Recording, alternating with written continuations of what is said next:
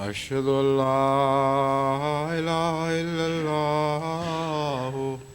وحده لا شريك له وأشهد أن محمدا عبده ورسوله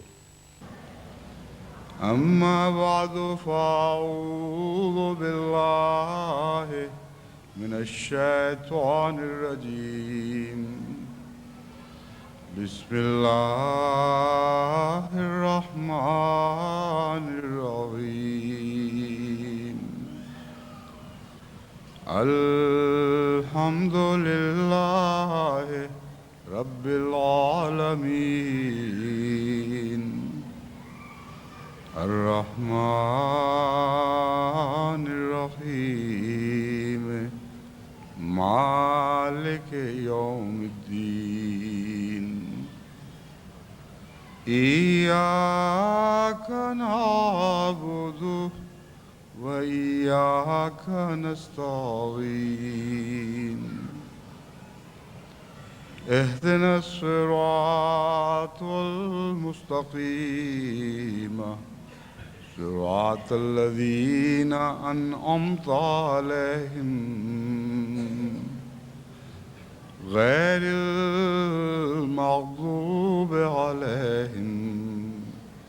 ولا الضالين.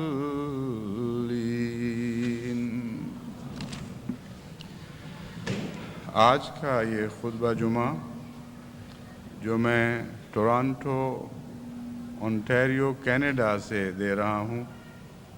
ٹورانٹو کے علاوہ کینیڈا کے 3 اور شہروں میں بھی سنا جا رہا ہے، یعنی وینکوور، ایڈمنٹن اور کیلگری. اسی طرح یونائٹڈ اسٹیٹس کے 5 شہروں میں یہ خطبہ براہ راست سنا جا رہا ہے، یعنی نیو یارک، واشنگٹن، شکاگو، ویلنگسبرا اور نیو جرسی. اسی طرح دنیا کے دوسرے ممالک میں سے حسب سابق موریشس اور جاپان کے سوا کے علاوہ پیرس فرانس میں بھی اور ڈنمارک اور فرینکفرٹ جرمنی میں بھی. پیرس کی طرف سے یہ اطلاع مجھے ملی ہے کہ چونکہ آج وہاں خدام الحمدیہ کا سالانہ اجتماع ہو رہا ہے اور یہ فرانس کی تاریخ میں غالباً پہلا سالانہ اجتماع ہے، اس لیے انہوں نے اس خواہش کا اظہار کیا تھا کہ اس خطبے میں ان خدام کو مخاطب کرتے ہوئے ان کے لیے بھی حوصلہ افزائی کے کچھ الفاظ کہہ دوں. تو میں اپنی طرف سے بھی اور آپ سب کی طرف سے بھی جو یہاں اس خطبے میں شریک ہیں، مجلس خدام الحمدیہ فرانس کے ہونے والے اجتماع پیرس میں جتنے احباب شامل ہیں، خواہ وہ خدام ہیں، انصار ہیں، خواتین ہیں یا بچے ہیں، سب کو دلی مبارکباد پیش کرتا ہوں اور ہم دعا کرتے ہیں کہ اللہ تعالیٰ اس اجتماع کو ہر لحاظ سے کامیاب بنائے اور یہ اجتماع تو 2-3 دن میں ختم ہو جائے گا، مگر اس کی برکتیں اور فوائد ہمیشہ جاری رکھے.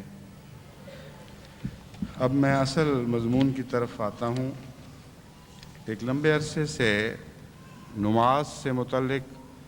خطبات کا ایک سلسلہ دے رہا ہوں جس میں سورہ فاتحہ سے نماز میں استفادہ کرنے سے متعلق مختلف خطبات دیے ہیں. آخری خطبہ اس مضمون پر تھا کہ نماز میں جب ہم اہدنا الصراط المستقیم صراط الذین انعمت علیہم کہتے ہیں تو وہ خدا کے پاک بندے جن پر خدا نے انعام فرمایا ان کے رستے پر چلنے کی دعا مانگتے ہیں. اس لحاظ سے ہم پر ضروری ہے کہ اس سفر کو آسان کرنے کے لیے انہی لوگوں کی دعائیں مانگیں جن کی قبولیت کے طور پر اللہ تعالیٰ نے ان پر احسانات فرمائے. بس آخری خطبہ جو امریکہ میں اس موضوع پر تھا اس میں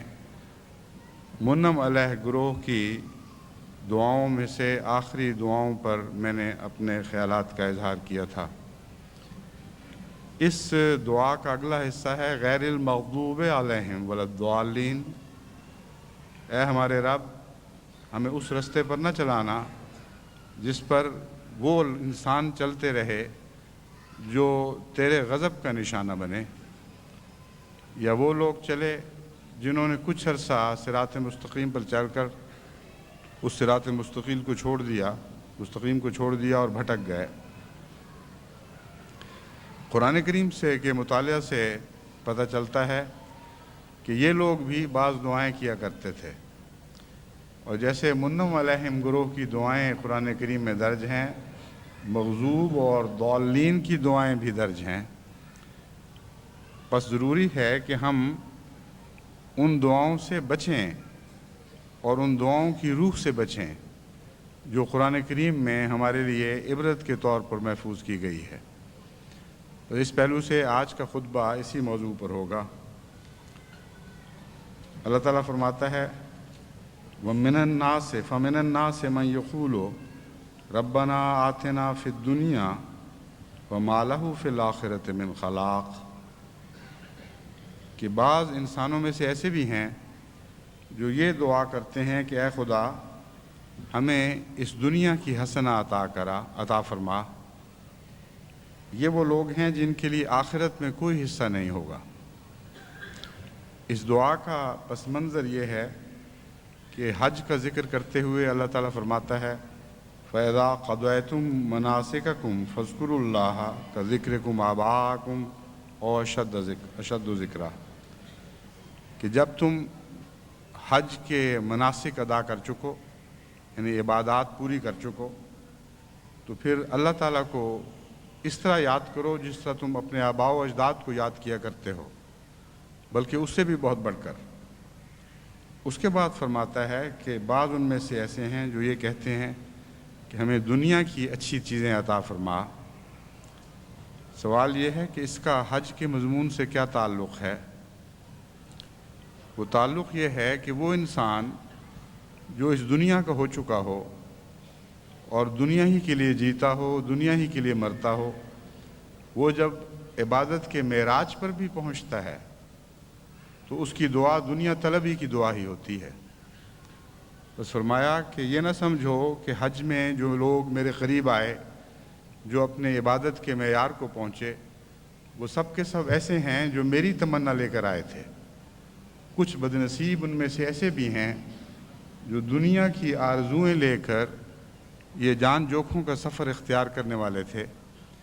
اور آخر پر جب وہ خانہ کعبہ کا طواف کرتے رہے تو مجھ سے دنیا ہی مانگتے رہے۔ فرمایا میں ان کو دنیا دوں گا لیکن پھر آخرت میں ان کے لیے کوئی حصہ نہیں ہوگا۔ یہاں جو سزا کا پہلو ہے وہ اس وجہ سے ہے کہ عبادت میں جب ایک انسان معراج کو پہنچتا ہے تو خدا قریب آ چکا ہوتا ہے، اس وقت خدا کو نہ مانگنا اور دنیا کی طرف جھک جانا یہ ظاہر کرتا ہے کہ وہ بالآخر دنیا ہی کی عبادت کرتے ہیں۔ بس دنیا مانگنا منع نہیں ہے، مگر جس پس منظر میں دنیا مانگنے کا نقشہ بیان ہوا ہے اس سے پتہ چلتا ہے کہ وہاں جا کر وہ لوگ اپنے اندرونے کو ننگا کر دیتے ہیں۔ بس خدا بہتر جانتا ہے کہ کتنے لکھوکھا حج کرنے والے ہیں جو دنیا طلبی کی تمنا لیے ہوئے حج کرتے ہیں، لیکن یہاں اس مضمون کا تعلق صرف حج ہی سے نہیں بلکہ ہر عبادت سے ہے۔ اس کے بعد اللہ تعالیٰ نصیحتاً فرماتا ہے وَمِنْهُمْ مَنْ يَقُولُ رَبَّنَا آتِنَا فِي الدُّنْيَا حَسَنَةً وَفِي الْآخِرَةِ حَسَنَةً وَقِنَا عَذَابَ النَّارِ، لیکن کچھ ایسے بندے بھی ہیں جو یہ کہتے ہیں کہ اے خدا ہمیں دنیا کی اچھی چیزیں بھی عطا فرما لیکن آخرت کی اچھی چیزیں بھی عطا فرما، اور ہمیں آگ کے عذاب سے بچا۔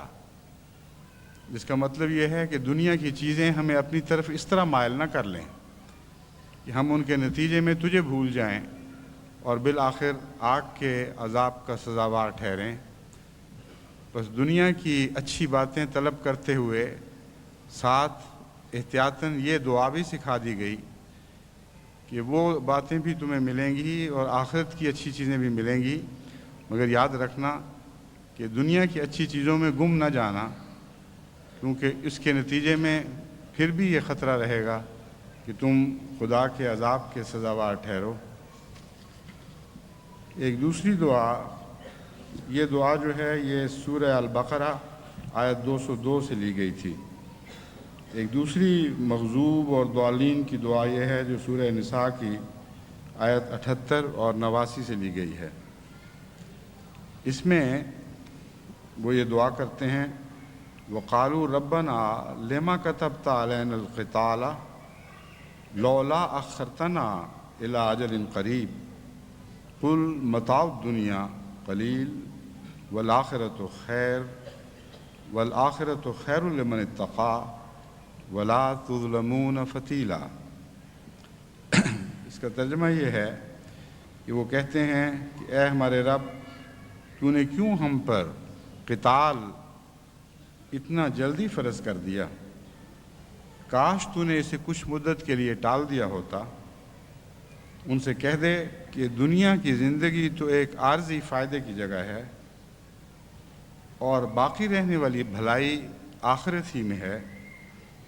اور تم میں سے کوئی اتنا بھی ظلم نہیں کیا جائے گا جتنا کھجور کی گٹھلی کے اندر لکیر ہوتی ہے۔ اس دعا کا پس منظر یہ ہے، اللہ تعالیٰ فرماتا ہے أَلَمْ تَرَ إِلَى الَّذِينَ قِيلَ لَهُمْ كُفُّوا أَيْدِيَكُمْ وَأَقِيمُوا الصَّلَاةَ وَآتُوا الزَّكَاةَ کہ کیا تم نے ان لوگوں کا حال نہیں دیکھا جن کو اللہ تعالیٰ یہ فرماتا تھا کہ تم لوگوں سے اپنے ہاتھ کو روکے رکھو، وَأَقِيمُوا الصَّلَاةَ وَآتُوا الزَّكَاةَ اور نماز قائم کرو اور زکوٰۃ ادا کرو۔ یہاں ایسے لوگوں کا نقشہ کھینچا گیا ہے جن پر یک طرفہ ظلم ہو رہے ہیں، اور اس ظلم کے دور میں وہ بڑھ بڑھ کر باتیں کرتے ہیں اور کہتے ہیں کہ ہمیں کیوں اجازت نہیں دی جاتی کہ ہم اپنا دفاع کریں، ہمیں کیوں اجازت نہیں دی جاتی کہ ہم بھی جوابی حملے کریں۔ اور اس مزاج کے لوگ جیسے پہلے زمانوں میں پائے جاتے تھے اس زمانے میں بھی پائے جاتے ہیں۔ پاکستان میں جو احمدیوں پر ایک لمبا ابتلا کا دور گزرا ہے، اس میں مجھ سے بھی ایسے مطالبے ہوئے ہیں اور بعض خطوط کے ذریعے بھی بڑے بڑے احتجاج ملتے ہیں کہ ہمیں موقع دیں، ہم بھی جوابی کارروائی کریں، جس طرح وہ ہم پر ظلم کرتے ہیں ہم اس کا بدلہ ان سے اتاریں۔ لیکن ان کو ہمیشہ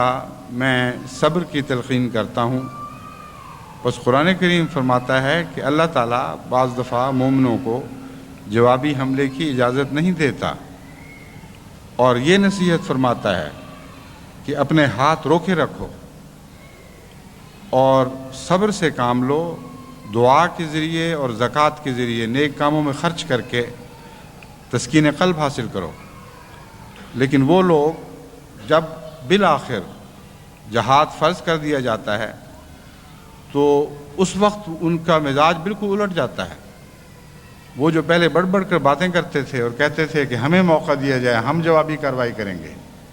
ان کی یہ کیفیت ہو جاتی ہے کہ کہتے ہیں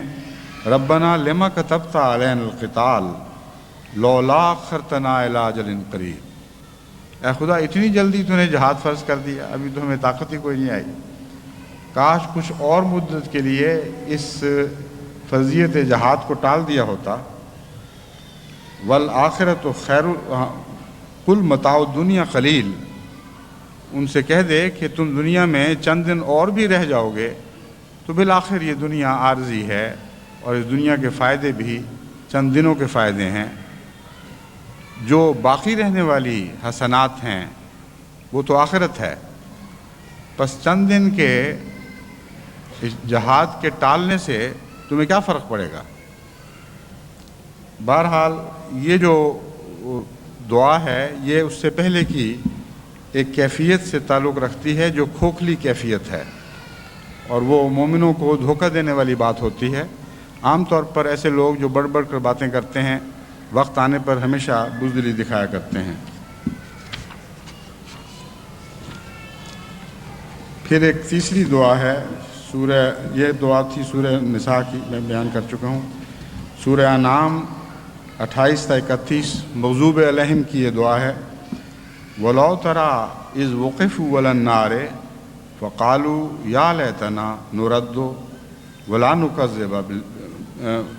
नुकज़्ज़िब बिआयात रब्बिना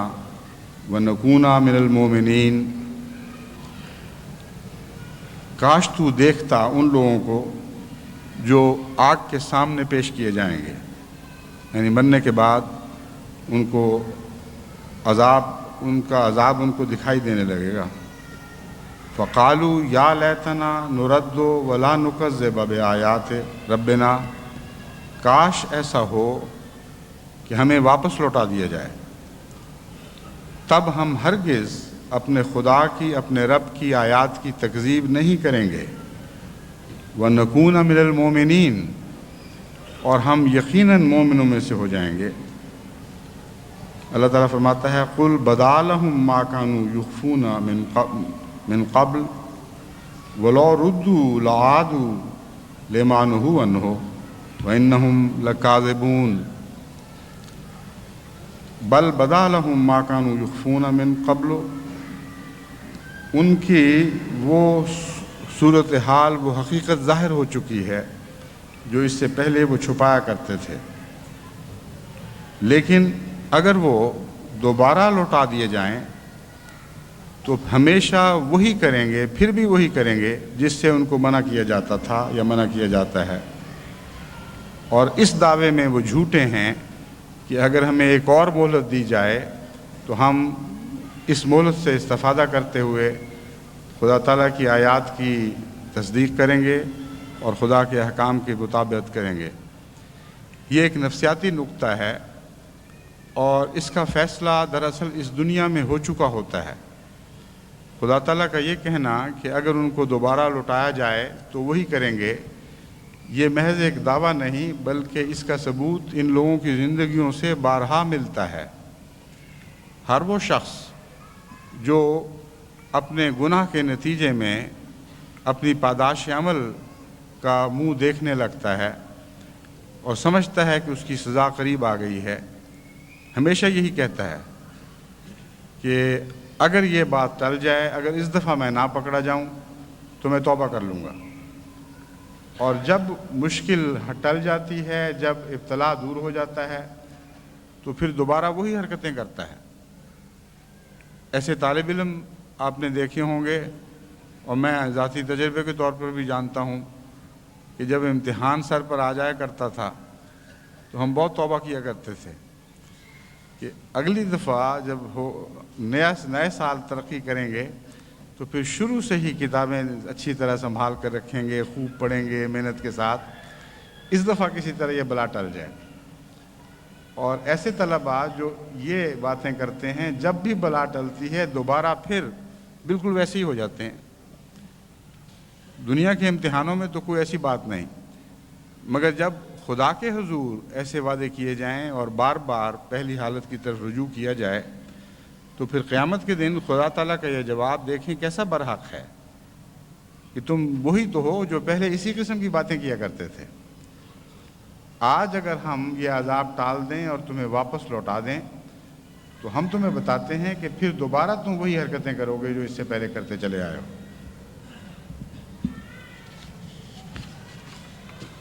बस ऐसी बातें करना जब पकड़ का वक्त आ जाए और इम्तिहान का वक्त ख़त्म हो जाए, बिल्कुल बेमानी और लग़व बातें हैं। ऐसी दुआ से इस्तिग़फ़ार और इसके मौक़े से इस्तिग़फ़ार करना चाहिए। सूरह अनाम की एक दुआ है 129 और 130 आयात में। इसमें अल्लाह ताला फरमाता है वक़ाला औलियाउहुम मिनल इंसी रब्बना इस्तमता बादुना बिबादिन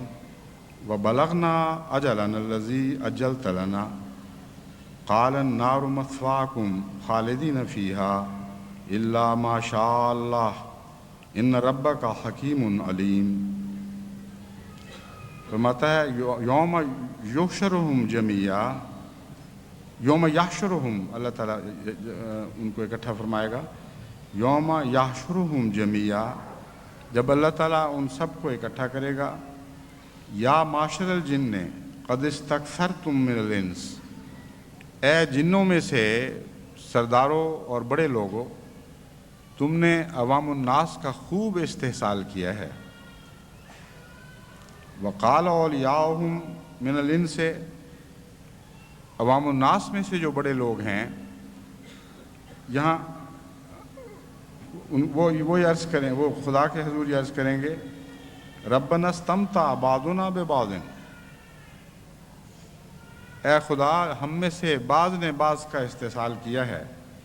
وبلغنا اجلنا الذی اجلت لنا، یہاں تک کہ وہ مدت جو تو نے ہمارے لیے مقرر فرما رکھی تھی وہ پوری ہوئی۔ قال النار مثواکم خالدین فیہا، اللہ تعالیٰ فرمائے گا آگ تمہارا ٹھکانہ ہے، تم اس میں لمبے عرصے تک رہو گے، الا ما شاء اللہ، سوائے اس کے کہ اللہ اس بلا کو ٹالنے کا فیصلہ فرما لے۔ ان ربک حکیم علیم، اللہ تعالیٰ بہت حکمتوں والا اور بہت جاننے والا ہے۔ ان آیات میں بظاہر دعا پیش نہیں کی گئی، مگر ایک ایسی حالت بیان کی گئی ہے جس کے نتیجے میں اپنی حالت خدا کے حضور پیش کرنے والے رحم کی تمنا کرتے ہیں۔ یہ دعا جو عذاب کے سامنے حاضر ہونے کے بعد بعض لوگ کریں گے، نسبتاً زیادہ مطالعہ کی محتاج ہے تاکہ آپ کو معلوم ہو کہ یہاں جن سے کیا مراد ہے، ان سے کیا مراد ہے اور کیا بات پیش کی جا رہی ہے۔ پہلی بات تو یہ ہے، فرمایا یا معاشر الجن قد استکثرتم من الانس، اے جنوں تم نے لوگوں میں سے، عوام الناس میں سے اکثر سے ناجائز فائدے اٹھائے ہیں۔ سوال یہ ہے کہ اگر جن وہ مخلوق ہے جس کے متعلق عوام الناس میں مشہور ہے اور خاص طور پر ملا لوگ مشہور کرتے رہتے ہیں کہ یہ انسانوں سے ہٹ کر ایک ایسی مخلوق ہے جو ہمیں نظر نہیں آتی، اس کے متعلق کب انسان کے سامنے یہ بات آئی ہے، کب انسانی تجربے میں یہ بات آئی ہے کہ ان فرضی جنوں نے بھاری تعداد میں انسانوں سے فائدہ اٹھایا ہو اور ان کو اپنا غلام بنا لیا ہو۔ کوئی اتفاق سے کہیں کوئی ایسا مریض ملتا ہے جس کے متعلق یہ بیان کیا جاتا ہے کہ اس پر جن چڑھ گیا اور اس نے اس کو قابو کر لیا، بس یہاں لازماً جن سے مراد کچھ اور ہے، اور وہی معنی ہیں جو جماعت احمدیہ کی تفاسیر میں ہمیں ملتے ہیں، یعنی جن سے مراد بڑے لوگ ہیں۔ اور جب خدا جن اور انس کا ذکر فرماتا ہے ایک دوسرے کے مقابل رکھ کر، تو اس سے ہمیشہ مراد کیپٹلسٹ اور پرولیٹریاٹ یعنی عوام الناس اور بورژوا لوگ ہیں ایک دوسرے کے مقابل پر، یعنی کیپٹلسٹ کے مقابل پر بورژوا کے مقابل پر پرولیٹریٹ، جو بڑی بڑی استحصالی طاقتیں ہیں، مثلا مغربی طاقتیں کیپٹلسٹ، ان کے مقابل پر اشتراکی طاقتیں، اور بڑے آدمیوں کے مقابل پر چھوٹے غریب بے کس عوام۔ یہ مقابلہ ہمیشہ کیا جاتا ہے جن اور انس کے ذریعے، اور اس کو مد نظر رکھتے ہوئے آپ لفظ استحصال کا ذکر یہاں خوب اچھی طرح سمجھ سکتے ہیں۔ ہمیشہ اشتراکیت کی طرف سے یہی آواز اٹھائی گئی ہے کہ مغربی کیپٹلسٹ طاقتیں استحصالی طاقتیں ہیں، اور سائنٹیفک سوشلزم کی بنیاد ہی اس بات پر ہے کہ بعض لوگ بعض غرباء کا استحصال کرتے ہیں، اور اس کے رد عمل کے طور پر ایک اشتراکی نظام وجود میں آیا۔ تو اللہ تعالیٰ فرماتا ہے کہ ایک ایسا وقت آئے گا کہ ہم بڑے لوگوں کو مخاطب کرتے ہوئے کہیں گے قد استکثرتم من الانس، تم نے عوامی طاقتوں کو زیر کر لیا ہے اور ان سے بہت سے استفادے کیے ہیں، ایسے استفادے جو استحصال کہلاتے ہیں، جو جائز نہیں ہیں۔ یہ ایک دور تو وہ تھا جو جنگ عظیم سے پہلے کا دور تھا، جبکہ اشتراکی نظام مقابل پر ابھرا نہیں تھا، اور اس وقت ایک ہی کیپٹلسٹ نظام تھا جو ساری دنیا کو زیر کیے ہوئے تھا۔ ایک اب وہ دور ہے جس میں ہم داخل ہو رہے ہیں، اس میں پھر کیپٹلسٹک نظام اکیلا رہ گیا ہے، اور اکثر عوامی نظام کو اس نے زیر منقار کر لیا ہے، اپنی لگام کے نیچے لے لیا ہے۔ وقال اولیاؤہ من الانس ربنا استمتع بعضنا ببعض، یہ ذکر چل رہا ہے قیامت کے دن ان دونوں گروہوں کو سزا دی جائے گی۔ یہ پس منظر ہے اس آیت کا۔ اس وقت خدا تعالیٰ فرماتا ہے کہ وہ لوگ جو عوام الناس ہیں وہ یہ عرض کریں گے کہ اے خدا، یہ لوگ غالب تھے اور طاقتور تھے، انہوں نے ہمارا استحصال کیا اور اس استحصال کے نتیجے میں ہم سے بدیاں سرزد ہوئیں، ہم ان کے پیچھے چل پڑے اور اس معاملے میں ہم مجبور تھے۔ اس کے جواب میں اللہ تعالیٰ فرماتا ہے قال النار مثواکم خالدین فیہا الا ما شاء اللہ، کہ کوئی ایسی مجبوری نہیں ہے جس کے نتیجے میں انسان خدا کو چھوڑ دے اور راہ راست سے ہٹ جائے۔ اس لیے اگر دنیا میں تمہارا انہوں نے استحصال کیا تو اس کا یہ نتیجہ نکالنا غلط ہے کہ تم گناہوں پر مجبور ہو گئے اور صراط مستقیم چھوڑنے پر مجبور ہو گئے، اس لیے یہ عذر قبول نہیں ہوگا۔ یہ دعا ہمیں تنبیہ، یعنی ان کی گمراہوں کی یہ دعا ہمارے لیے ایک عبرت ہے۔ بہت سے ایسے لوگ جو یہ سمجھتے ہیں کہ ہم چونکہ بڑے لوگوں کے تابع ہیں، ان کے ہاتھوں مجبور ہیں، اس لیے ہم اپنی گناہوں کی پاداش نہیں دیکھیں گے، ہم اپنے گناہوں کی سزا نہیں پائیں گے کہ ہم تو مجبور تھے۔ اللہ تعالیٰ اس عذر کو رد فرما رہا ہے اور فرماتا ہے کہ ہر انسان اپنا خود ذمہ دار ہے۔ اگر کسی بڑے آدمی کے پیچھے لگ کر تم بدی کرو گے تو یہ کہنا کافی نہیں ہوگا کہ ہم بڑے آدمی کے اثر کے نیچے مجبور تھے۔ ایک دعا سورہ اعراف کی 12 تا 19 ہے، یعنی دعا تو آیت 15، 16، 17 میں اور 18 میں درج ہے، لیکن آیات جو درج ہیں یہاں یہ 12 تا 19 ہیں۔ دعا یہ ہے قال انذرنی الی یوم یبعثون، یہ شیطان کی دعا ہے۔ اب اندازہ کریں کہ دعاؤں کا مضمون کتنا پھیلا ہوا ہے۔ نعمتوں کی دعائیں کرنے والوں میں سر فہرست حضرت اقدس محمد مصطفیٰ صلی اللہ علیہ وآلہ وسلم ہیں، پھر فرشتے ہیں، پھر خدا کے دیگر انبیاء اور نیک لوگ ہر قسم کے، اور مغضوب اور ضالین کی دعائیں کرنے والوں میں سر فہرست شیطان ہے۔ اس کی دعا بھی محفوظ فرما لی گئی اور بتایا گیا کہ تمہیں کس شیطان سے واسطہ ہے، کون سی دعا تمہیں نہیں مانگنی چاہیے، اور جس قسم کے شر سے تمہیں واسطہ پڑے گا اس کی کیفیت کیا ہے، وہ اپنے لیے خدا سے کیا مانگ بیٹھا ہے، اور اللہ تعالیٰ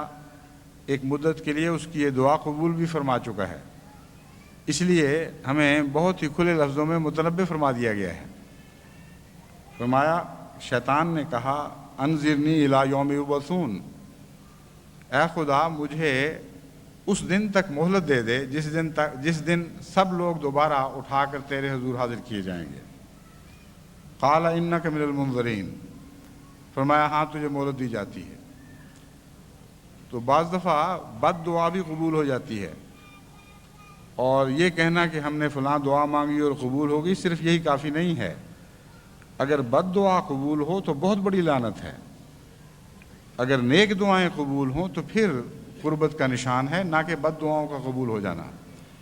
اور بد دعاؤں کے قبول ہونے کی بھی بعض حکمتیں ہیں۔ بہرحال خدا نے وہیں فرما دیا کہ ہاں تجھے چھٹی ہے۔ قال فبما اغویتنی لاقعدن لہم صراطک المستقیم، اس نے کہا اچھا اگر مجھے اجازت ہے تو میں بتاتا ہوں کہ میں کیا کروں گا۔ چونکہ تو نے مجھے گمراہ قرار دے دیا ہے اور ساتھ ہی اجازت دے دی ہے کہ میں تیرے بندوں کو بھٹکاؤں، اس لیے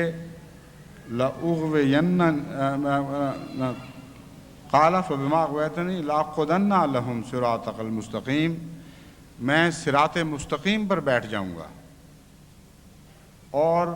ہر وہ شخص جو صراط مستقیم سے گزر رہا ہوگا اس کو بھٹکانے کی کوشش کروں گا۔ تو دیکھیں جب ہم دعا کرتے ہیں اہدنا الصراط المستقیم تو یہ کافی نہیں ہے، تبھی اس کے بعد یہ تشریح آتی ہے صراط الذین انعمت علیہم غیر المغضوب علیہم ولا الضالین۔ راستہ تو سیدھا ہے، مگر اس سیدھے راستے پر بھٹکانے والے لوگ بھی بیٹھے ہوئے ہیں، وسوسے پیدا کرنے والے بھی بیٹھے ہوئے ہیں، طرح طرح کے عذر تراش کر یہ سمجھانے والے بھی بیٹھے ہیں کہ یہ کر لو تو کوئی حرج نہیں، وہ کر لو تو کوئی حرج نہیں، اتنی سی بات سے کیا ہوتا ہے۔ تو صراط مستقیم پر جگہ جگہ اسی طرح یہ شیطان بیٹھے ہوئے ہیں، جس طرح بعض دفعہ عیدگاہ کی طرف جاتے ہوئے بیٹھے فقیر ملتے ہیں رستے میں بیٹھے ہوئے، اور طرح طرح کے بہانے بنا کر یہ انسان کو بھٹکانے کی کوشش کرتے ہیں۔ اللہ تعالیٰ نے یہ راز ہم پر کھول دیا ہے، اگر یہ چھپا رہتا تو ہمارا دھوکہ کھانا شاید کوئی عذر رکھتا، لیکن یہ سب کچھ بیان ہونے کے بعد ہمارا پھر آنکھیں کھول کر دھوکہ کھانا یہ ہمارے گناہوں کی شدت کو بڑھا دیتا ہے۔ کہتا ہے پھر میں کیا کروں گا، ثم لآتینہم من بین ایدیہم ومن خلفہم، میں پھر ان کے آگے سے بھی آؤں گا اور پیچھے سے بھی آؤں گا، یعنی پیچھے ہی نہیں چھوڑوں گا، صرف رستے پر بیٹھا نہیں رہوں گا بلکہ ساتھ ساتھ بھاگوں گا۔ اور میں نے دیکھا ہے بچپن میں ایسے فقیر بڑا تنگ کیا کرتے تھے، جن کو اگر کچھ نہ دو تو وہ آگے بھی ہوتے تھے پیچھے بھی ہوتے تھے، رستے روکتے تھے، پیچھے سے دامن پکڑتے تھے اور لوگوں کا پیچھا چھوڑتے نہیں تھے جب تک ان کو کچھ مل نہ جائے۔ تو خدا نے شیطان کا بھی ویسا ہی نقشہ کھینچا ہے کہ صراط مستقیم پر بیٹھا نہیں رہے گا، ساتھ ساتھ دوڑے گا، اور کبھی سامنے سے آ کے کوئی بات کرے گا، کبھی پیچھے سے آ کے کان میں کچھ پھونکے گا اور مجبور کرے گا کہ تم اس کی بات مان کر صراط مستقیم سے ہٹ جاؤ اور ٹھوکر کھا جاؤ۔ ومن خلفہم وعن ایمانہم وعن شمائلہم،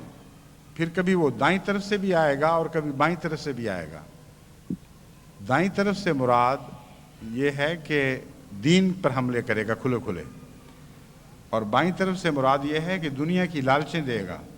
کیونکہ بائیں طرف دنیا کا نشان ہے اور دائیں طرف دین کا نشان ہے۔ غرض کہ ہر طرح سے وہ مشکلوں میں مبتلا کر دے گا۔ ولا تجد اکثرہم شاکرین، یعنی شیطان یہ بتا رہا ہے کہ میں یہ کروں گا، میں یوں بھی کروں گا یوں بھی کروں گا اور پیچھا نہیں چھوڑوں گا، یہاں تک کہ میں تجھے بتا دیتا ہوں کہ تو ان میں سے اکثر لوگوں کو شکر گزار نہیں پائے گا۔ قال اخرج منها مذءوما مدحورا لمن تبعك منهم لأملأن جہنم منکم اجمعین۔ خدا نے فرمایا کہ اے شیطان تو میرے دربار سے باہر نکل جا، تیری ہمیشہ مذمت کی جائے گی اور تو درگاہ سے راندہ ہوا ہے، بس جو بھی تیری پیروی کرے گا اس کا بھی ویسے ہی حال ہوگا، اور میں تم سب سے جہنم کو بھر دوں گا۔ یہاں ایک بہت ہی پتے کی بات شیطان نے بیان کر دی جس سے مومن کو فائدہ اٹھانا چاہیے۔ جس طرح لقمان سے کسی نے پوچھا تھا کہ تو نے حکمت کی باتیں کس سے سیکھیں، اس نے جواب دیا کہ بے وقوفوں سے۔ تو بعض دفعہ شیطان سے بھی کوئی ایسی بات نکل جاتی ہے جس سے مومن فائدہ اٹھا لیتا ہے۔ اول تو اس کا سارا بیان خدا نے ریکارڈ کر دیا اور ہمارے سامنے رکھ دیا کہ یہ باتیں ہیں جن کے متعلق میں اس کو اجازت دے بیٹھا ہوں۔ دوسرا بات یہ ہے، اس نے آخری نتیجہ یہ نکالا ہے لا تجدہم اکثرہم شاکرین، کہ اے خدا تو ان میں سے اکثر کو شکر گزار نہیں دیکھے گا، جس کا مطلب یہ ہے کہ شکر گزار انسان ٹھوکر نہیں کھا سکتا۔ کوئی ایسا شخص جو احسان مند ہو اور اس کے اندر احسان مندی کا جذبہ پایا جاتا ہو اور اس کے دل میں کسی محسن کے احسانات کا احساس رہے، وہ شخص اس طرح حد سے نہیں گزر سکتا کہ محسن کے خلاف کوئی کارروائی کرے۔ بعض انسان ایسے ہیں جو احسان نافراموش ہوتے ہیں، ان سے آپ ساری عمر احسان کا سلوک کریں، ذرا سا منہ موڑیں تو وہ اس کے نتیجے میں آپ کے مخالف ہو جاتے ہیں، بعض آپ کو گزند پہنچانے کی کوشش بھی کرتے ہیں۔ ایک فارسی کا شعر اس مضمون کا بہت ہی اچھا ہے. اس میں بتایا گیا ہے کہ دیکھو ایک بعض انسان ایسے ہیں، بعض کتا ایک ایسا جانور ہے کہ تم اس کو ایک دفعہ روٹی کا ٹکڑا ڈال دو، پھر اس کو 100 دفعہ مارو، لیکن وہ تم پر حملہ نہیں کرے گا. لیکن بعض انسان ایسے بد نصیب ہیں کہ ان کو 100 دفعہ روٹی ڈالو، ایک دفعہ ان سے منہ موڑ لو تو وہ تم پہ بھونکنے لگتے ہیں اور تمہارے خلاف ہو جاتے ہیں اور تم سے بدلے اتارنے کی کوششیں کرتے ہیں. تو شیطان نے بہت پتے کی بات کہی ہے، تبھی خدا نے اس کو محفوظ کر لیا اور ہمیں شیطان سے بچنے کی راہ سکھا دی. وہ شخص جو احسانات کے نتیجے میں زیر بار ہو جاتا ہے، اس کے لیے ممکن ہی نہیں ہوتا کہ اپنے محسن کے خلاف کوئی کارروائی کرے. بس وہ انسان جو چاروں طرف سے آگے اور پیچھے دائیں اور بائیں سے اللہ تعالیٰ کے احسانات سے گھرا ہوا ہے، اس کے اوپر بھی احسانات ہیں، اس کے نیچے بھی احسانات ہیں. اللہ تعالیٰ یہ توجہ دلا رہا ہے کہ شیطان ایسے شخص پر حملہ نہیں کر سکتا جو ان احسانات کو ہمیشہ پیش نظر رکھنے والا ہے. کیونکہ شیطان کہتا ہے میں دائیں طرف سے بھی حملہ آور ہوں گا، دائیں طرف سے بھی اللہ تعالیٰ کے احسانات کا احساس اس کا دفاع کر رہا ہوگا. وہ کہتا ہے میں سامنے سے آؤں گا، سامنے سے بھی اللہ تعالیٰ کے احسانات کا احساس اس کا دفاع کر رہا ہوگا. اسی طرح آگے پیچھے دائیں بائیں ہر طرف اللہ تعالیٰ کے احسانات انسان کو گھیرے ہوئے ہیں. اور ایک احسان مند ہونے والا دل کبھی بھی اس کے نتیجے میں شیطان کے حملے کا نشانہ نہیں بن سکتا. تو شیطان نے پتے کی بات یہ کہی کہ میں ناشکروں پر حملے کروں گا اور جتنے ناشکرے ہیں وہ میرے غلام بن جائیں گے. اور یہ بات درست ہے. گناہ کا آغاز ناشکری سے ہوتا ہے اور اس کا انجام وہی ہے جس کا قرآن کریم میں بیان فرمایا گیا کہ پھر تم سب سے میں جہنم کو بھر دوں گا. ایک دوسری جگہ اس مضمون کو اس طرح بیان فرمایا ہے کہ جو میرے عبد ہیں ان پر تو غالب نہیں آ سکے گا، جو چاہے کر لے. اور عبد سے مراد وہی ہے کہ جو احسان مند لوگ ہیں، جو خدا تعالیٰ کے احسانات کو یاد رکھ کے اس کے غلام ہو جاتے ہیں. ایک اور دعا ہے سورہ اعراف میں 38 تا 40 آیات ہیں. ان میں دعا والا حصہ یہ ہے قالت ادخلوا فی امم قد خلت من قبلکم من الجن والانس فی النار کلما دخلت امة لعنت اختها حتی اذا ادارکوا فیہا جميعا قالت اخراہم لأولاہم ربنا هؤلاء اضلونا فآتهم عذابا ضعفا من النار قال لكل ضعف ولكن لا تعلمون. فرمایا کہ جب ایک امت، ایک قوم، ایک بعض گروہ جب نئے داخل ہوں گے جہنم میں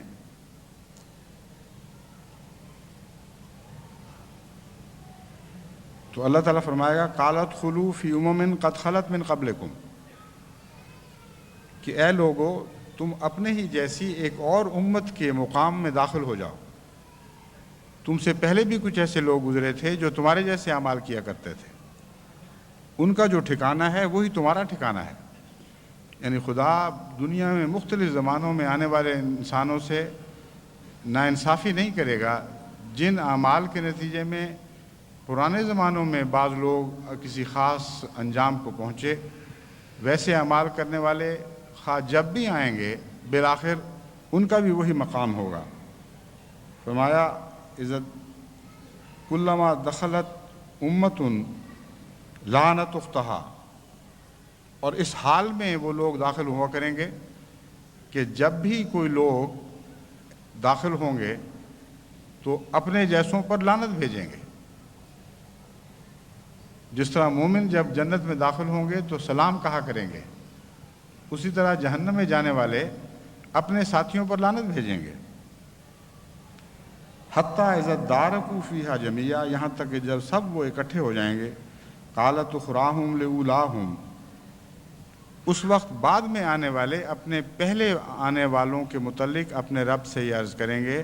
کہ اے خدا یہ وہ شیطان لوگ ہیں جن کے پیچھے چل کر ہم نے اپنا دین بھی گوایا، اپنی دنیا بھی گوائی۔ یہ وہ بدبخت ہیں جن کو ہم نے اپنا امام بنا لیا تھا، پس ان کو دوہرا عذاب دے۔ اور یہ بھی ایک خاص گناہگار کی فطرت کا اظہار ہے۔ ایک مومن تو یہ دعا کرتا ہے کہ اے خدا بخش دے، معاف کر دے، اور جو شیطان صفت لوگ ہیں ان کو مزہ اور ہی طرح آتا ہے۔ ان کو اگر اپنی بخشش میں مزہ نہیں تو دوسرے کے زیادہ عذاب میں مزہ ہے۔ اپنی دنیا کی زندگیوں میں بھی ان کا یہی طریقہ ہوا کرتا تھا کہ کسی کی دکھ کو دیکھ کر ان کو سکون ملتا تھا، تو جہنم میں جا کر بھی ان کا مزاج نہیں بدلے گا۔ وہ یہ نہیں کہیں گے کہ اے خدا ان بدبختوں نے ہمیں گمراہ کیا، اس لیے ہمیں معاف کر، ہم سے رحم کا سلوک فرما۔ وہ کہیں گے اچھا پھر ان کے دوہرے عذاب کا مزہ ہمیں چکھا۔ اللہ تعالیٰ اس کے جواب میں فرمائے گا لِكُلٍّ ضِعْفٌ، دیکھو دونوں کے لیے دوہرا ہی عذاب ہے، وَلَٰكِن لَا تَعْلَمُونَ، لیکن تم اس بات کو سمجھتے نہیں۔ دونوں کے لیے دوہرا عذاب کیوں ہے؟ ایک دوسرے کے لیے گمراہی کا موجب بنا اور ایک نے گمراہی اختیار کی۔ سوال یہ ہے کہ اس کا یہ جواب کیوں دیا گیا کہ دونوں کے لیے دوہرا عذاب ہے لیکن تم نہیں جانتے؟ اس کی وجہ یہ ہے کہ ہر وہ شخص جو کسی کی پیروی کرتے ہوئے ایک برا نمونہ پیش کرتا ہے، وہ محض کسی برے نمونے کے پیچھے چلنے والا نہیں، بلکہ آئندہ آنے والی نسلوں کے لیے خود بھی وہ ٹھوکر کا سامان بن جاتا ہے۔ تو کوئی یہ نہیں کہہ سکتا کہ ہم نے ان کی پیروی کی اس لیے ان کو دوہرا عذاب دیا جائے۔ اللہ تعالیٰ فرماتا ہے تم تو پیروی کر کے اب میرے حضور حاضر ہو گئے، لیکن تم نہیں جانتے کہ تم نے کتنے بدنمونے پیچھے چھوڑے ہیں اور کتنی آنے والی نسلوں کی گمراہی کے سامان پیدا کیے ہیں۔ اس لیے جس دلیل سے تم کہتے ہو کہ ان کو دوہرے عذاب میں مبتلا فرما، وہی دلیل تمہارے دوہرے عذاب کا بھی مطالبہ کرتی ہے۔ بس اللہ تعالیٰ ہرگز ظلم کرنے والا نہیں، اور خدا تعالیٰ جب گمراہوں اور مغضوبوں سے باتیں کرتا ہے تو بظاہر یہ معلوم ہوتا ہے کہ دو ٹوک جواب دے دیا، کوئی دلیل نہیں، لیکن جب آپ گہری نظر سے دیکھیں تو خدا کے دو ٹوک جواب میں گہری حکمت کار فرما ہوتی ہے اور بہت ہی پرشوقت اور پرحکمت کلام ہے۔ چنانچہ یہ بات سن کر پھر خدا فرماتا ہے وقالت اولاہم لاخراہم فما کان لکم علینا من فضل فذوقوا العذاب بما کنتم تکسبون، کہ دیکھ لیا تم نے، تمہیں ہم پر کوئی فضیلت نہیں دی گئی، تم سے کوئی غیر معمولی سلوک نہیں کیا جائے گا، اب آؤ مل کر ہم اس عذاب کو چکھیں جو ہم نے بھی کمایا تھا اور جو تم نے بھی کمایا ہے۔ سورہ الانفال آیت 31 تا 34 میں سے ایک آیت میں یہ دعا ہے وَإِذْ قَالُوا اللَّهُمَّ إِنْ كَانَ هَذَا هُوَ الْحَقُّ إِنْ كَانَ هَذَا هُوَ الْحَقُّ مِنْ عِنْدِنَا فَأَمْطِرْ عَلَيْنَا حِجَارَةً مِنَ السَّمَاءِ أَوْ ائْتِنَا بِعَذَابٍ أَلِيمٍ مِنْ عِنْدِكَ عِنْدِنَا نہیں وَإِذْ قَالُوا اللَّهُمَّ إِنْ كَانَ هَذَا هُوَ الْحَقُّ مِنْ عِنْدِكَ فَأَمْطِرْ عَلَيْنَا حِجَارَةً مِنَ السَّمَاءِ أَوْ ائْتِنَا بِعَذَابٍ أَلِيمٍ کہ بعض ایسے بدبخت لوگ ہیں حضرت محمد مصطفیٰ صلی اللہ علیہ وآلہ وسلم کے مخالفین میں سے، کیونکہ ان کا ذکر ہو رہا ہے، جو یہ دعا کرتے ہیں کہ اے ہمارے اللہ، اگر واقعی محمد مصطفیٰ صلی اللہ علیہ وآلہ وسلم حق پر ہیں اور تو نے ان کو حق عطا کیا ہے، یہ حق تیری طرف سے ہے، فَأَمْطِرْ عَلَيْنَا حِجَارَةً مِنَ السَّمَاءِ، تو ہم پر پھر آسمان سے پتھروں کی بارش نازل فرما، اَوْ ائْتِنَا بِعَذَابٍ أَلِيمٍ، یا ہمیں بہت ہی دردناک عذاب دے۔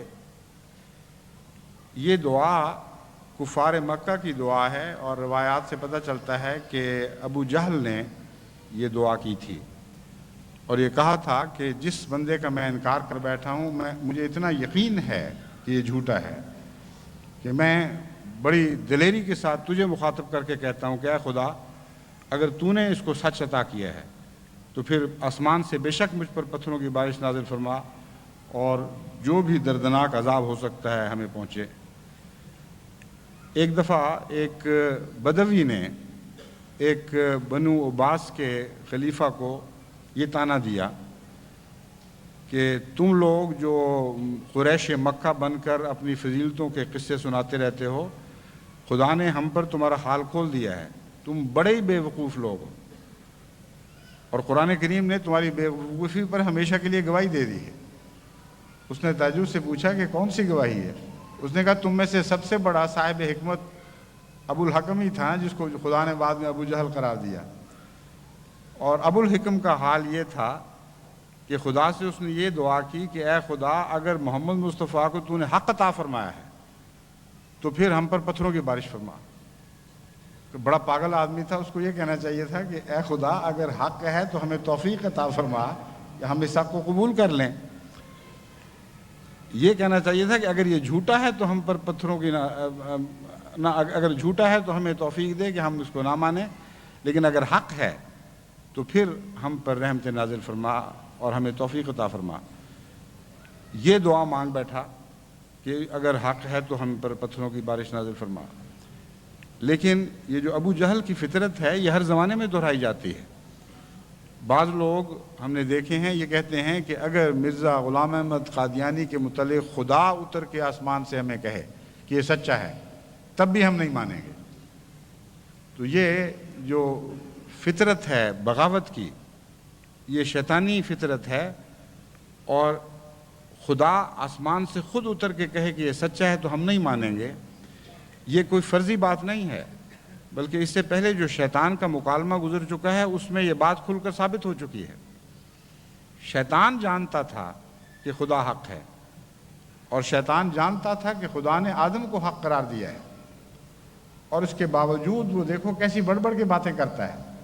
اور کہتا ہے اے خدا، میں پھر بھی نہیں مانوں گا، اور تو مجھے مہلت دے تاکہ قیامت تک میں ان لوگوں کے رستے پر بیٹھوں۔ اس دعا سے یہ معاملہ بھی سمجھ آ گیا کہ شیطان کن لوگوں کے بھیس میں ان رستوں پر بیٹھا کرتا ہے۔ ہر نبی کے دور میں، جیسے آدم کے دور میں ایک شیطان نے خدا سے یہ مکالمہ کیا، عملاً ایسے ابلیس پیدا ہوتے رہتے ہیں جو بین یہی بات کہتے ہیں کہ اے خدا، تو نے ہمیں بتا دیا تب بھی ہم نہیں مانیں گے۔ اور آدم کی کہانی ہر دور میں دہرائی جاتی ہے۔ بس ان مغضوب کی دعاؤں سے اور جو مکالمہ انہوں نے خدا سے کیا، ہمارے لیے ہمیشہ کے لیے بڑی گہری نصیحتیں ہیں۔ اللہ تعالی ہمیں ان سے استفادے کی توفیق بخشے۔ سورہ یونس آیت 22 تا 24 کی ایک دعا ہے جو مغضوب علیہم کی طرف منسوب ہے۔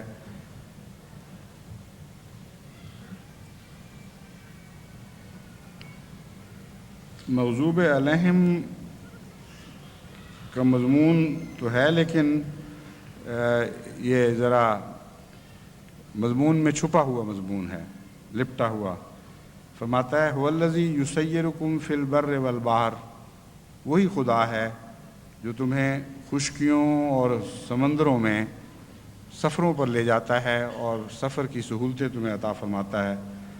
حتیٰ اذا کنتم فی الفلک، یہاں تک کہ جب تم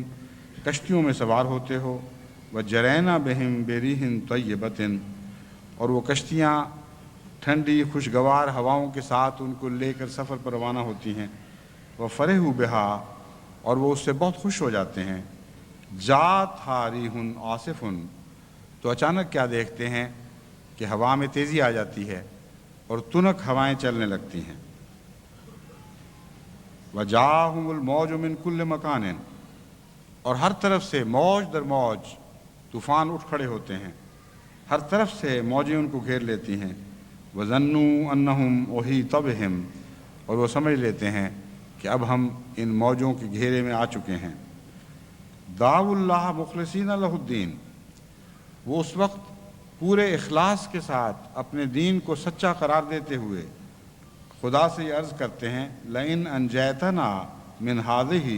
لنکونن من الشاکرین، اے خدا اگر اس بار اس مصیبت سے تو ہمیں نجات بخش دے تو ہم یقیناً تیرے شکر گزار بندے بن جائیں گے۔ فلما انجاہم اذا هم یبغون فی الارض بغیر الحق، پھر جب اللہ تعالیٰ ان کو نجات بخش دیتا ہے تو وہ دنیا میں اسی طرح بغاوت کرتے پھرتے ہیں ناحق، جس طرح پہلے کیا کرتے تھے، اور خدا کے معصوم بندوں کو ستاتے ہیں۔ یا ایھا الناس انما بغیکم علی انفسکم متاع الحیات الدنیا ثم الینا مرجعکم فننبئکم بما کنتم تعملون، کہ اے لوگو سن لو کہ تمہاری بغاوت بالآخر تمہارے ہی خلاف ہوگی، متاع الحیات الدنیا فمتاع الحیات الدنیا، اور یہ جو نفع کی باتیں کرتے ہو یہ تو عارضی دنیا کا نفع ہے، بالآخر تم ہماری طرف لوٹ کر آنے والے ہو، اور تب خدا تمہیں بتائے گا، تب ہم ننبئکم، تب ہم تمہیں بتائیں گے کہ تمہارے اعمال کی کیا حقیقت تھی۔ اس دعا میں مغضوب علیہم کی دعا میں نے اس لیے کہا ہے کہ بالآخر یہ لوگ اپنے وعدوں سے ٹل جاتے ہیں اور ہٹ جاتے ہیں، مگر مصیبت کے وقت کی یہ دعا بذات خود مغضوب علیہم کی دعا نہیں، اسی لیے میں نے کہا کہ یہ لپٹی ہوئی سی دعا ہے۔ ہر وہ شخص جو نیک ہو یا بد ہو، جب مصیبت میں مبتلا ہوتا ہے تو اسی قسم کی دعائیں کیا کرتا ہے، لیکن بعض ان میں ایسے ہیں جو مغضوب بھی ہیں، جو جھوٹے ہیں، دھوکہ دینے والے ہیں، خدا سے وعدے کرتے ہیں اور پھر ان وعدوں سے ہٹ جاتے ہیں۔ ان لوگوں کے متعلق اللہ تعالیٰ فرماتا ہے کہ ہم ایسے لوگوں کی بھی دعا قبول کر لیا کرتے ہیں۔ بس یہاں یہ مضمون سمجھانے کی خاطر میں یہ دعا آپ کے سامنے رکھ رہا ہوں کہ ایسی دعا جو مصیبت کے وقت کی جائے، بعض دفعہ وہ اس شدت کے ساتھ دل سے اٹھتی ہے کہ اللہ تعالیٰ اس پر گواہی دیتا ہے کہ مخلص کہ دین کے خلوص کے ساتھ وہ دعا کی گئی تھی۔ واقعتاً دل کی کیفیت یہی ہوتی ہے، اور چونکہ وہ کیفیت ایسی ہے جس کو خدا تعالیٰ رد نہیں فرمایا کرتا، اس لیے اس علم کے باوجود کہ یہ کیفیت بدل جائے گی، اس وقتی کیفیت پر احسان فرماتے ہوئے اس دعا کو قبول کر لیتا ہے۔ بس بعض لوگ جو یہ سمجھتے ہیں کہ ہم بد بھی ہیں تب بھی ہماری دعائیں تو قبول ہو ہی جاتی ہیں، ان کو دھوکے میں مبتلا نہیں ہونا چاہیے۔ اللہ تعالیٰ اتنا رحم کرنے فرمانے والا ہے کہ جب ایک انسان ایک اضطرار کی حالت میں دعا کرتا ہے اور وقتی طور پر مخلص ہوتا ہے تو اللہ تعالیٰ کی رحمت اس کو رد نہیں کر سکتی۔ یہ مضمون آپ نے اپنی روزمرہ کی زندگی میں بھی دیکھا ہوگا، بعض لوگ بار بار شرارت کرتے ہیں لیکن جب پکڑے جائیں تو واقعی ایسی عاجزی کی کیفیت اختیار کر لیتے ہیں، ان کی آنکھوں سے آنسو جواری ہو جاتے ہیں، وہ تھر تھر کانپتے ہیں، پاؤں کو جھک جھک کے ہاتھ لگاتے ہیں کہ خدا کے لیے اس دفعہ معاف کر دو، آئندہ ہم نہیں ایسا کریں گے۔ اگر پتہ بھی ہو آپ کو کہ آئندہ پھر بھی کریں گے، وہ عاجزی اور انکساری کی کیفیت ایسی ہوتی ہے کہ ایک شریف انسان اس کو رد نہیں کر سکتا۔ بس اگر ایک عام انسان بھی اس الحاح سے متاثر ہو جاتا ہے، اس عاجزی سے متاثر ہو جاتا ہے، تو خدا تو بہت زیادہ غفور رحیم ہے۔ لیکن اس کا یہ مطلب نہیں کہ اللہ کو علم نہیں، خدا تعالیٰ خوب جانتا ہے کہ پھر یہی حرکتیں کریں گے، لیکن ساتھ ہی بیان فرما دیا کہ آخر ہمارے پاس آنا ہے، ہمیں پتہ ہے کہ بھاگ کے تو کہیں جائیں گے نہیں، چونکہ انجام بالآخر میرے پاس ہونا ہے، اس لیے مجھے اس سے فرق ہی کوئی نہیں پڑتا چاہے میں 10 دفعہ معاف کروں، 1000 دفعہ معاف کروں، چونکہ مجھ تک پہنچنے والے ہیں، اس لیے آخری فیصلہ میں قیامت کے دن کروں گا جب سب کے اعمال میرے حضور پیش کیے جائیں گے۔ چونکہ وقت زیادہ ہو رہا ہے اس لیے ایک دعا کے بعد میں آج کا خطبہ ختم کر دوں گا، ایک دعا کے ذکر کے بعد۔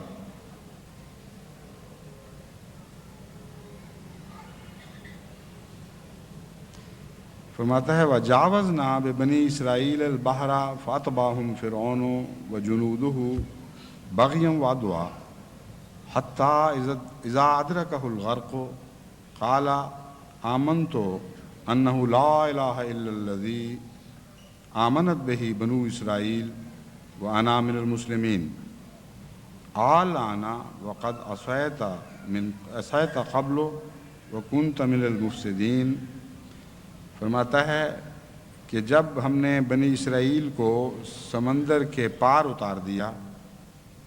اور فرعون نے ان اپنے لشکروں کے ساتھ اس کی پیروی کی اور بغاوت کی باتیں کرتے ہوئے اور دشمنی کے ارادے لے کر ان کے پیچھے چل پڑا، یہاں تک کہ جب اس کے غرق ہونے کا وقت آ پہنچا، اس وقت اس نے یہ دعا کی، لا الہ الا الذی آمنت بہ بنو اسرائیل، میں گواہی دیتا ہوں کہ بنو اسرائیل جس خدا پر ایمان لائے ہیں اس خدا کے سوا اور کوئی خدا نہیں ہے، وَأَنَا مِنَ الْمُسْلِمِينَ، اور میں مسلمان ہوتا ہوں۔ تب خدا نے فرمایا الآن، کیا اب جب کہ تیرے غرق ہونے کا وقت آ پہنچا ہے، وَقَدْ عَصَيْتَ، اور تو اس سے پہلے ساری عمر نافرمانی میں گزار چکا ہے، وَكُنْتَ مِنَ الْمُفْسِدِينَ، اور تو ہمیشہ فساد کرنے والوں میں سے رہا۔ اس دعا کے بیان کے بعد اللہ تعالیٰ فرماتا ہے ہم نے اس دعا کو بھی مشروط رنگ میں قبول کر لیا، یہ جانتے ہوئے کہ اس وقت آخری لمحے میں اس کو دعا کا کوئی حق نہیں تھا، اس کی ساری عمر بدیوں میں گزری، ساری عمر بغاوت میں کٹی، اب جب کہ موت سر پر آ کھڑی ہوئی بلکہ ڈوب رہا ہے، ان لمحوں میں وہ جو دعا کرتا ہے اس کی کوئی حیثیت نہیں، لیکن اس کے باوجود بعض دفعہ اس دعا میں ایک شدت ایسی اضطرار کی پیدا ہو جاتی ہے کہ خدا اس کو بھی قبول فرما لیتا ہے، لیکن کسی حکمت کے تابع۔ فرمایا ہم نے اس کو یہ جواب دیا الآن، کیا اب اس وقت؟ پھر فرماتا ہے فَالْيَوْمَ نُنَجِّيكَ بِبَدَنِكَ، چلیں ہم تیرے بدن کو نجات بخش دیں گے، کیونکہ روح کے خوف سے تو نے توبہ نہیں کی تھی، بدن کا خوف درپیش ہے تو توبہ کر رہا ہے، اس لیے اس آخری توبہ میں روح کو تو نہیں بچاؤں گا لیکن تیرے بدن کو ضرور بچا لوں گا۔ کس لیے؟ اس لیے لے تکون لمن خلفک آیا، تاکہ تو اپنے بعد میں آنے والوں کے لیے ایک عبرت کا نشان بن جائے۔ وَإِنَّ كَثِيرًا مِّنَ النَّاسِ عَنْ آيَاتِنَا لَغَافِلُونَ، اور دنیا میں اکثر ایسے لوگ ہیں جو ہمارے نشانات سے غافل ہیں۔ اس آیت سے مختلف مفسرین نے مختلف نتائج نکالے ہیں۔ ادرکہ الغرق کے مضمون میں وہ یہ سمجھتے ہیں، یہ بیان فرمایا گیا ہے کہ خدا نے جب وہ غرق ہو رہا تھا تو اس وقت کی یہ دعا تھی، اس لیے خدا نے صرف بدن کو بچایا، یعنی لاش کو بچایا، اور فرعون کو نہیں بچایا۔ وہ سمجھتے ہیں روح کے مقابل پر لاش سے مراد یہ ہے کہ وہ زندہ نہ رکھا گیا، اور اس کی دعا یہ اس رنگ میں قبول ہوئی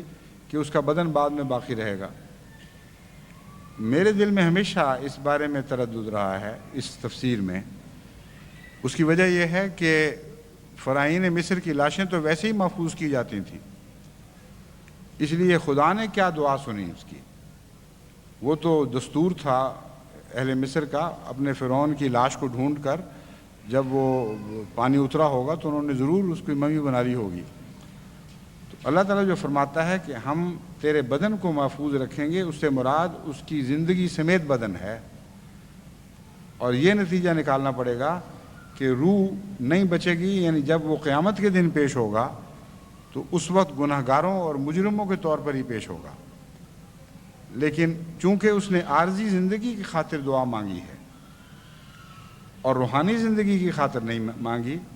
اس لیے اللہ تعالیٰ فرماتا ہے کہ تجھے ہم عارضی زندگی عطا کر دیں گے، اس سے کوئی فرق نہیں پڑتا، 50 سال ٹھہرو، 100 سال ٹھہرو،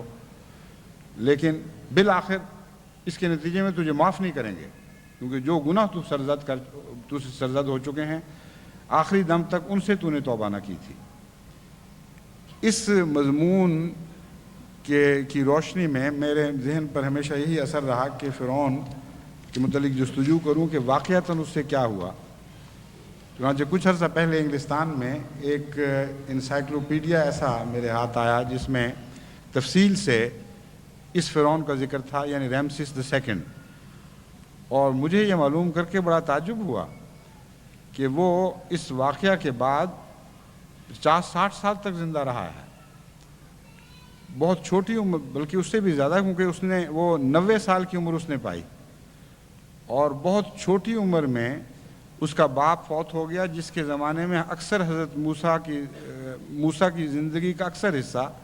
اس کے باپ کے زمانے میں کٹا ہے، جو اور مزاج کا تھا۔ اس کی موت کے بعد یہ نوجوان تھا جب یہ بادشاہ بنا ہے، اور چونکہ یہ حضرت موسیٰ سے پہلے سے ہی حسد کرتا تھا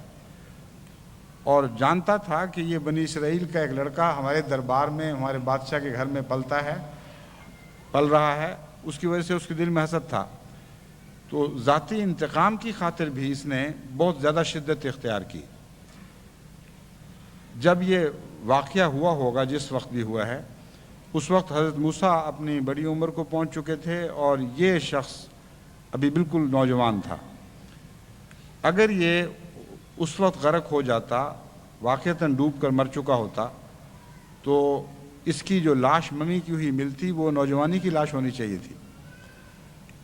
اس کی جو لاش دریافت ہوئی ہے وہ ایک 90 سالہ انسان کی لاش ہے،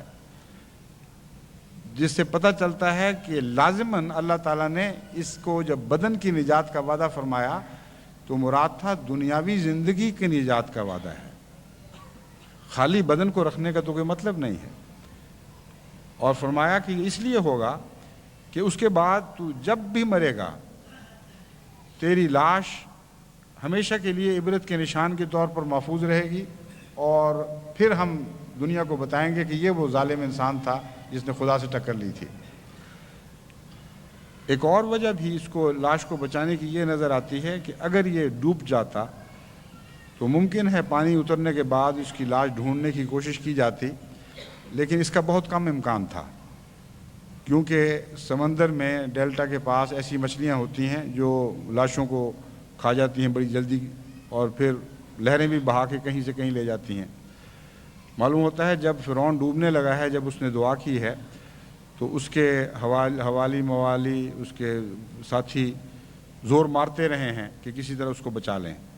اور بالآخر اس کو دنیا کی زندگی کی نجات مل گئی تھی۔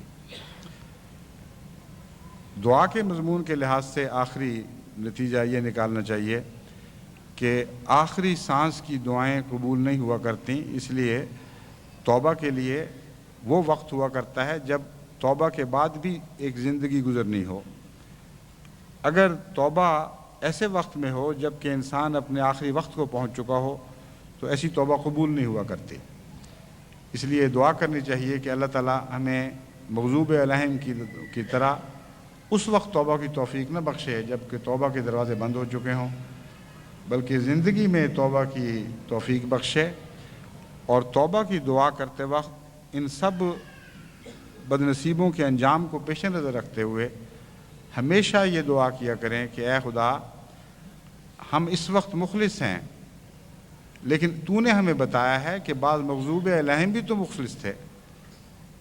تو نے ہمیں بتایا ہے کہ بعض گمراہ بھی تو دعا کرتے وقت مخلص تھے، اس لیے ہم نہیں جانتے کہ ہمارا کیا انجام ہوگا، اس لیے ہم تیرے حضور جھکتے ہوئے عاجزانہ یہ عرض کرتے ہیں کہ ہمارے اس اخلاص کو عارضی نہ بنا دینا، ان بدنصیبوں میں ہمیں شامل نہ کرنا جن کے وقتی اخلاص کے پیش نظر تو نے ان کی التجاؤں کو قبول فرما لیا، لیکن جب مہلت دی تو وہ دوبارہ ویسے ہی کاموں میں پڑ گئے۔ اس لیے ہمیں ایسی سچی توبہ کی توفیق عطا فرما جو تیرے حضور دائمی ٹھہرے، اور جب بھی ہم سے دوبارہ غلطی سرزد ہو ہمیں مجرموں کی طرح ہم سے صرف نظر نہ کرنا، بلکہ اس طرح صرف نظر فرمانا جس طرح اپنے بندوں پر رحم کرتے ہوئے کوئی صرف نظر کیا کرتا ہے۔ بس امید ہے کہ ہم جب اس مضمون کو ختم کریں گے تو ہماری انمتا علیہم کی دعاؤں میں ایک نئی جلا پیدا ہو جائے گی۔ ہمیں معلوم ہو چکا ہوگا کہ انعام یافتہ لوگوں کی دعائیں کیا رنگ رکھتی ہیں اور مغضوب علیہم کی دعائیں کیا رکھتی ہیں، یہ دعا قبول ہوتی ہے تو کیوں ہوتی ہے، وہ دعا قبول ہوتی ہے تو کیوں ہوتی ہے۔ اللہ تعالیٰ ہمیں صراط مستقیم پر چلنے کی توفیق عطا فرمائے، ایسی صراط مستقیم جس پر ہر چند کے شیطان بیٹھا ہوا ہے، مگر ہم اس کے شکر گزار بندوں کی طرح اس پر قدم ماریں، اور کبھی بھی شیطان ہمارے شکر پر حملہ نہ کر سکے، کیونکہ وہی ہمارا دفاع ہے۔ اگر ہم شکر سے عاری ہو گئے تو پھر ہمارے بچنے کی کوئی امید نہیں۔ ایسی صراط مستقیم پر چلنے کی توفیق عطا فرمائے۔ جس پر انعام یافتہ بندے دعائیں کرتے ہوئے چلتے رہے اور بالآخر اپنی مراد کو پہنچے۔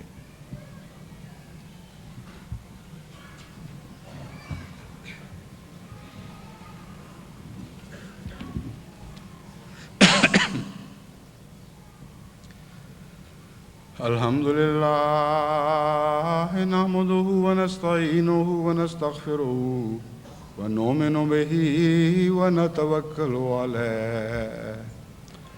ونعوذ بالله من شرور أنفسنا ومن سيئات أعمالنا من يهده الله فلا مضل له ومن يضلله فلا هادي له ونشهد أن لا إله إلا الله وحده لا شريك له ونشهد أن محمدًا عبده ورسوله عباد الله رحمكم الله إن الله يأمر بالعدل والإحسان وإيتاء ذي القربى وينهى عن الفحشاء والمنكر والبغي يعظكم لعلكم تذكرون اذكروا الله يذكركم وادعوه يستجب لكم ولذكر الله أكبر